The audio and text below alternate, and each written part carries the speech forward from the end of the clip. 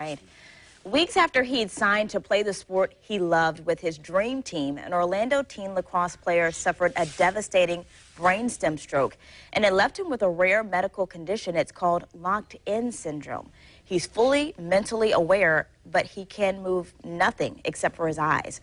His family is facing a long journey. They have a lot of medical bills, so the Jacksonville University lacrosse team is donating proceeds from this week's weekend tournament to help, and they're really just trying to raise awareness about this debilitating disease. So joining us now, Tom West with Ponte Vedra High School lacrosse, and Guy Van Arsdale, the JU lacrosse coach. Both of you, thank you so much for being here. Thanks so much for having us. It is just so difficult to read that and to imagine a young person who, was about to embark on this journey to go through that. But I know it's really hard for you. You know him personally. Yeah. He's played for us for 4 years for our club team. All the tournaments he goes with us, and, he's part of the team. He's part of the program.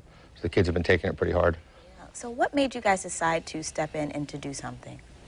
Well, I think the one thing you have to understand about our sport and our game is that it truly is a family, and it's a brotherhood, and this is one of our brothers who's fallen, and it's part of your family. And like any good family, you raise to your brothers, you try to help each other out and raise each other up in times of need. So I think that really pulled on our heartstrings in that way, and we really want to make the whole lacrosse community aware, with what we have going this weekend with our Moe's event on campus and the thousands of lacrosse people that are going to be coming to our campus. We want to make them aware that one of their brothers has fallen and give them the opportunity to help this family. So how can people help? Talk about what you guys are going to be doing this weekend. Well, in this day and age of social media, yeah. and we have a team full of young men who are, enraptured with social media as much as any, that our team members have already been hitting Instagram and Twitter and their Facebook pages, encouraging all that they know. And we have guys from 15 different states and Canadian provinces that they're out getting to their people to make them aware of John Michael's fight. And we're asking them, there is a web page that's jmstrong24, the number 24.com. And people can go right to that web page. You can pull your phone out, pull your tablet out, and make a donation instantly in that time.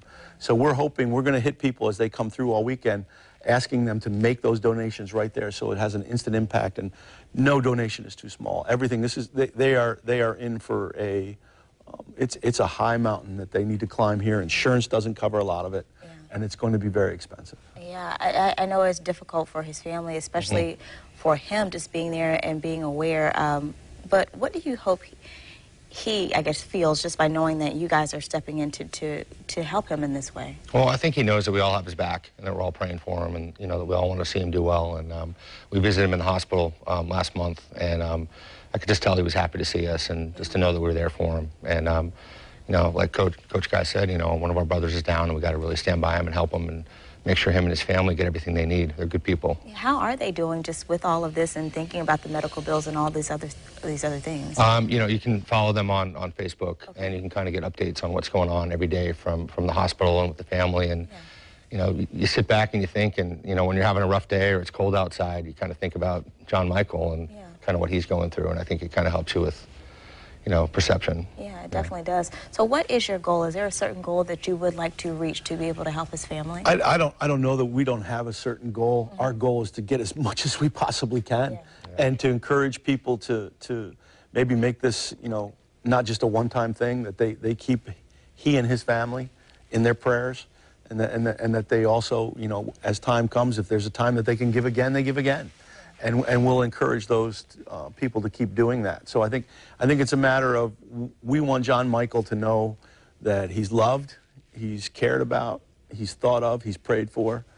And we want his family to know that they're not going to be alone in this fight, that there's an army of brothers, of lacrosse players out there who are tied to him so closely because of the connection of the sport. Well, we appreciate what you're doing for him and raising awareness about this in our community. And, of course, we've posted a link on news4jax.com if you are interested in donating, if you're interested in learning more about John Michael and what you can do to raise awareness about this disease. All of that is posted on news4jax.com. Just look under the Morning Show page.